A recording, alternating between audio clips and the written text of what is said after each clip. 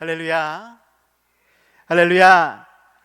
하나님의 사랑과 은혜가 이 시간에도 풍성하기를 축복합니다.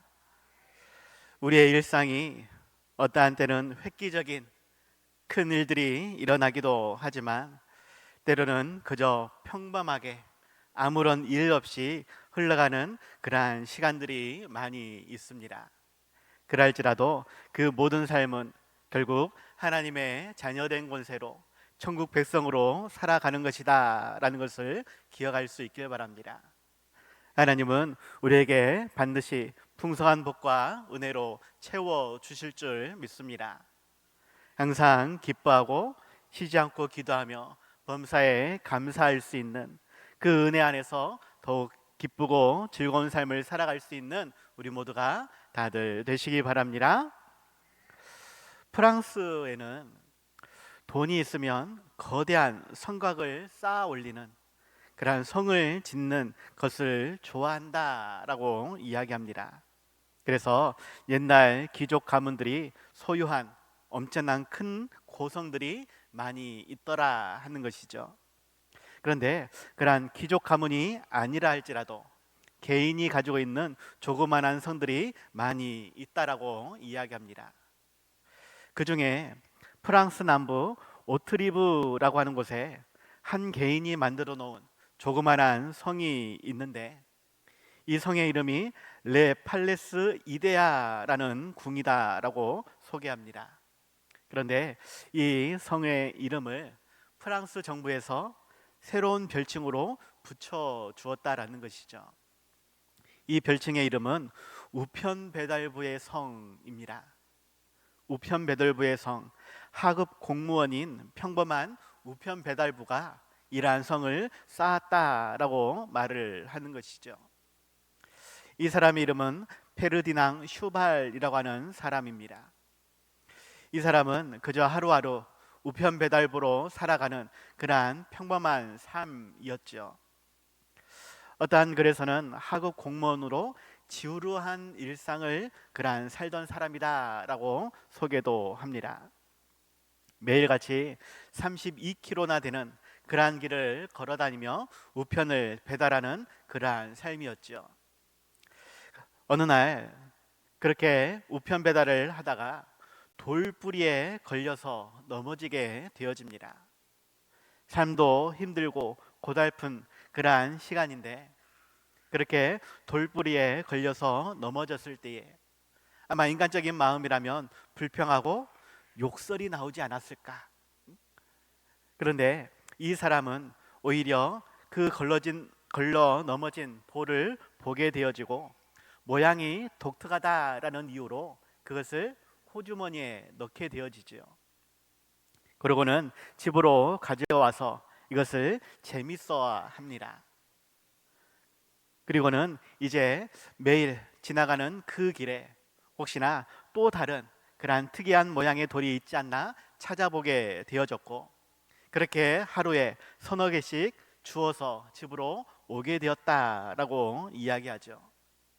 그렇게 10년, 20년간을 계속해서 돌을 또 조개 껍데기를 주워 모으게 되어집니다.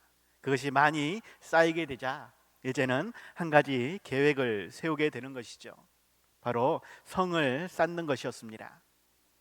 그렇게 성을 쌓을 때 34년 동안 혼자의 힘으로 성을 완공하였다라고 말을 합니다. 제가 사진을 준비해 봤는데 이러한 모양입니다. 34년 동안 혼자의 힘으로 그렇게 길에 굴러다니는 돌과 조개 껍데기를 이용해서 지어진 것이다 라고 말을 하죠. 그리고는 한 기퉁에다가 이러한 글을 기록해 놓습니다. 농부의 자식으로 태어나 농부로 살아온 나는 나와 같은 계층의 사람들 중에 천재성을 가진 사람 또 힘찬 열정을 가진 사람이 있다는 것을 증명하기 위해 살고 또 죽겠노라 라고 글을 써놓은 것입니다. 나는 평범한 우편 배달부이지만 그래도 나는 천재성을 가지고 있다, 힘찬 열정을 가지고 있다, 이것을 증명하기 위해 내가 이 성을 쌓았다라고 말을 하는 것입니다. 그래서 프랑스 정부는 이 우편 배달부야말로 오늘의 프랑스를 있게 한 그러한 프랑스 정신을 가장 잘 보여주는 사람이다라고 칭송하면서 이 성을 역사적인 구조물로 지정하고 별칭을 붙여주었다라는 것입니다. 그리고 이 성에 해마다 12만여 명의 사람들이 찾아와서 관람하고 그렇게 유명 관광지가 되어졌다라고 말을 하는 것이죠. 이것을 기도라는 주제와 연결을 해본다라면 우리가 간절히 기도하는 기도의 제목들, 삶의 힘들고 어려움 속에 간절히 부르짖는 그 기도의 제목들이 속히 응답되어지면 좋겠지만 하나님은 기다리라 말씀하신다라는 것입니다. 그리고 그 기다림은 너무나 오래되어서 때로는 실망하고 포기할 때도 있더라 하는 것이죠. 하지만 포기하지 않고 끝까지 기도할 때에 하나님은 반드시 이루어 주신다라는 것입니다. 때로는 그 응답의 시간이 오래됨으로 실망하고 좌절할 수도 있겠지만 우리로 기다리라 말씀하신 하나님은 반드시 이루어 주신다라는 것을 기억하고 끝까지 부르짖고 끝까지 기다릴 수 있는, 기다림의 복을 받아 누릴 수 있는 우리 모두가 다들 되시기 바랍니다. 이를 위해서 첫 번째로 말씀을 드리고자 하는 것은 기도 응답에 대해 하나님께서 먼저 기다리고 있음을, 기도의 응답을 준비해 놓고 하나님이 기다리고 계신다라는 것을 기억하시기 바랍니다. 오늘 본문 18절 상반절에서 말씀하시는데 그러나 여호와께서 기다리시나니 이는 너희에게 은혜를 베풀려 하시며 일어나시리니 이는 너희를 긍휼히 여기려 하심이라 라고 말씀하고 있습니다. 하나님께서 은혜를 베풀어 주시기 위해 기다리고 계신다, 긍휼히 여기시기 위해 반드시 일어나실 것이다 라고 말씀하고 있는 것이죠. 실상 오늘 말씀의 내용은 좋은 상황에서 주시는 말씀은 아닙니다. 오히려 징계의 말씀을 주시면서 오늘의 말씀을 덧붙여 주고 있다라는 것이에요. 오늘 보면 앞에 2절에서 말씀하기를 그들이 바로의 세력 안에서 스스로 강하려 하며 애굽의 그늘에 피하려 하여 애굽으로 내려갔으되 나의 입에 묻지 아니하였도다 라고 말씀하고 있는데 하나님께서 아수르라는 나라를 일으켜 이스라엘을 책망할 때에 사람들이 하나님께 기도하며 뜻을 묻거나 하나님께 도움을 청하는 것이 아니라 인간적인 세상적인 방법으로 애굽을 선택하고 그들을 의지하였다라는 것입니다. 그래서 14절에서 그가 이 나라를 무너뜨리시되 토기장이가 그릇을 깨트림같이 아낌이 없이 부수시리니 그 조각 중에서 아궁이에서 불을 붙이거나 물 웅덩이에서 물을 뜰 것도 얻지 못하리라 라고 말씀하십니다. 하나님께서 반드시 이 나라를 무너뜨리시겠다, 토기장이가 마음에 들지 않는 그릇을 깨트려 버리는 것처럼, 그래서 아무짝에도 쓸모없는 존재로 만드는 것처럼 이스라엘에 하나님이 심판을 그렇게 말씀하고 있는 것입니다. 그럼에도 불구하고 아직 그 심판이 이루어지지 않는 것은 하나님께서 기다리고 있기 때문에 라고 말씀하고 있는 것이죠. 당장에 심판하지 않겠다라고 기다리신다라고 심판을 유보하신다라는 그 말씀의 의미 안에는 너희들이 깨닫고 돌아와야 한다라고 그 돌아오기를 기다리신다 말씀하시는 것입니다. 기도하고 회개하기를 기다리시고 그 기다림 속에서 하나님이 역사하시는 것을 보여주시기 위해 더욱 하나님도 기다리고 계신다라는 말씀입니다. 그러한 하나님의 기다림의 마음이 무엇인지 우리는 알아야 하겠다라는 것이죠. 더 큰 벌로 주시기 위해서 기다리시는 것이 아니라 용서하시기 위해서 기다리시는 것입니다. 듣고 깨달으라고, 회개하라라고, 돌아오라라고 말씀을 하시는 것이지요. 이것은 마치 집 나간 탕자를 기다리는 그러한 아버지의 마음과 같다 할 수 있겠습니다. 누가복음 15장에서 탕자의 예화를 소개하고 있는데, 아버지께서 살아 계심에도 불구하고 유산을 달라라고 말을 합니다. 그리고는 먼 이국 땅으로 가버린 그러한 탕자 이야기이죠. 그의 삶을 좋은 말로 표현해 보면, 그래도 그가 이제는 컸기 때문에 자신의 꿈을 실현하기 위해 가정을 떠나 홀로 독립하고자 세상을 향해 열심히 부딪히며 성공을 해보고자 하는 그러한 마음이라고 생각할 수 있습니다. 그런데 이 마음은 부모의 마음인 것이지, 그의 실제적인 마음은 그냥 부모를 떠나 자기 마음대로 살려고 했던 것이죠. 그렇게 누가복음 15장 13절에서 며칠이 안 되어 둘째 아들이 재물을 다 모아가지고 먼 나라에 가서 거기서 허랑방탕하게 생활하며 재산을 낭비하였다라고 소개하고 있습니다. 다 없앤 후에야 그 나라에 크게 흉년이 들었고 비로소 궁핍함을 느끼며 부모를, 아버지의 집을 그리워하게 되어졌습니다. 자신의 삶이 완전히 무너진 이후에야 아버지의 집을 그가 바라보게 되었다라는 것이죠. 하지만 그 속마음도 아버지의 사랑과 은혜를 바라보는 마음이 아니라 그저 그 아버지 집의 부요함을 그는 바라볼 뿐이었다라는 것입니다. 그러한 마음으로 돌아오고 있는 이 탕자를 바라보는 아버지의 마음은 어떠했을까? 여러분이라면 어떻게 그 아들을 대우할 수 있겠습니까? 인간적인 마음이라면, 솔직히 제 마음이라면, 목사가 돼갖고 이런 말 한다고 책망하지는 마시고, 인간적인 마음이라면 오기만 하면 내가 다리 몽둥이를 팍 분질러 놓고 들어오지 못하도 대문을 꽉 걸어 잠글 것 같은 그러한 인간적인 마음이 솔직히 있습니다. 하지만 하나님의 마음은, 이 아버지의 마음은 그러하지 않았다라는 것이죠. 그가 얼마나 힘들었을지, 얼마나 아파했을지, 얼마나 고생했을지를 생각하며 그가 하루빨리 돌아오기만을 기다렸던 것입니다. 멀리서 한 사람의 모습이 보일 때에 이 아버지는 자신의 아들임을 직감하고 버선발로 뛰쳐나가 그 아들을 맞이하게 되어진 것이죠.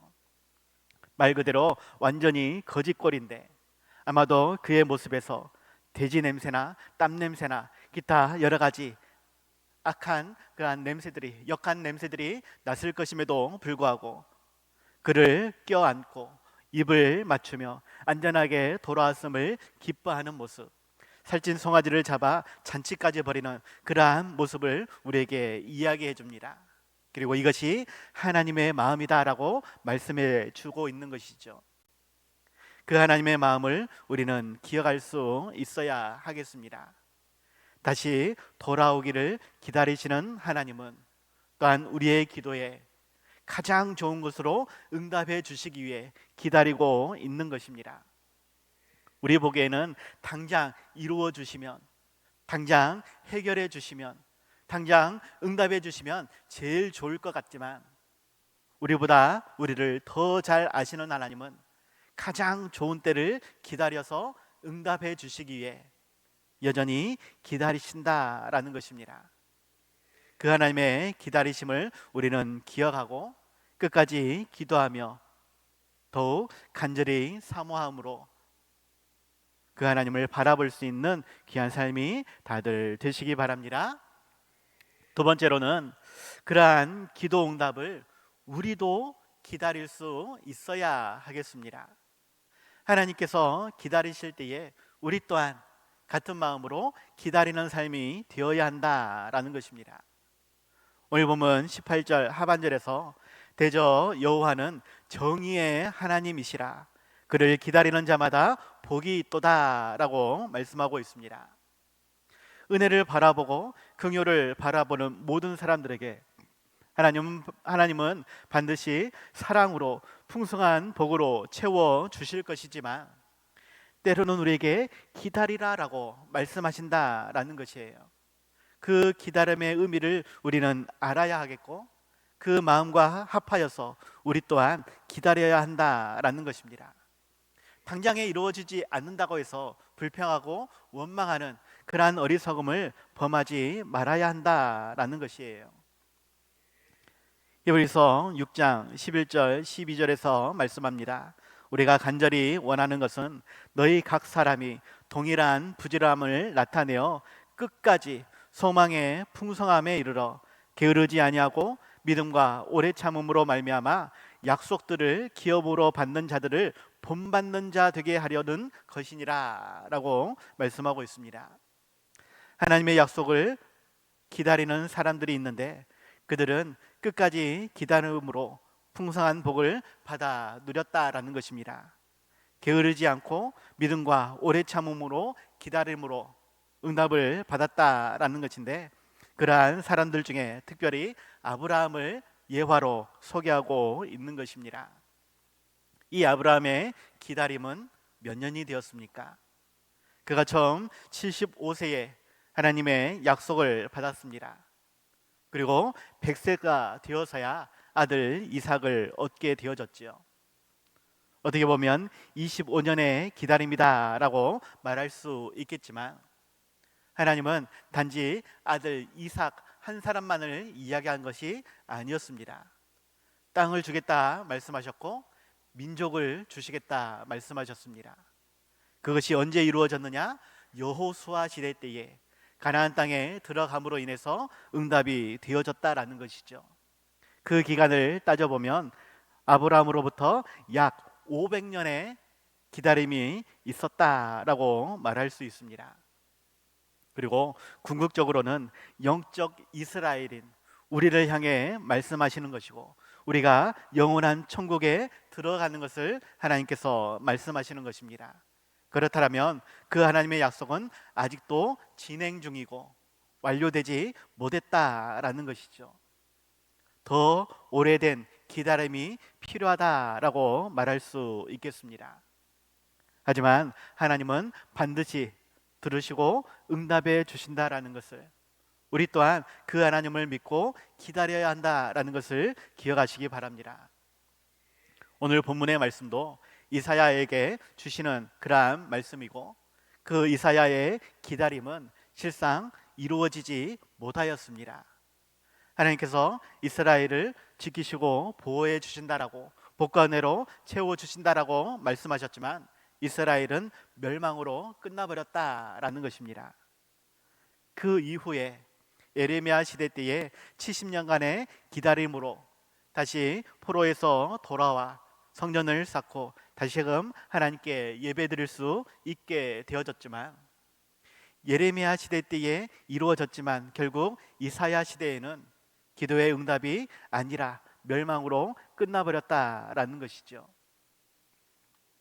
어쩌면 우리의 간절한 기도도 우리 때에 이루어지는 것이 아니라 우리 자녀 시대로 넘어갈 수도 있을 것입니다. 하지만 하나님은 가장 좋은 때를 기다리셔서 반드시 응답해 주신다라는 것을 기억해야 되겠다. 당장에는 이루어지지 않을지라도 하나님은 반드시 이루어 주신다라는 것을 기억하고 끝까지 기도하며 기다려야 한다라는 것이죠.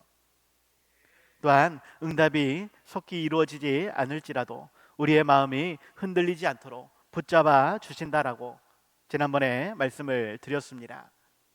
우리의 모든 염려를 온전히 하나님께 맡기고 기도의 응답이 이루어질 때까지 우리도 믿고 기다리는 삶이 다들 될 수 있길 바랍니다.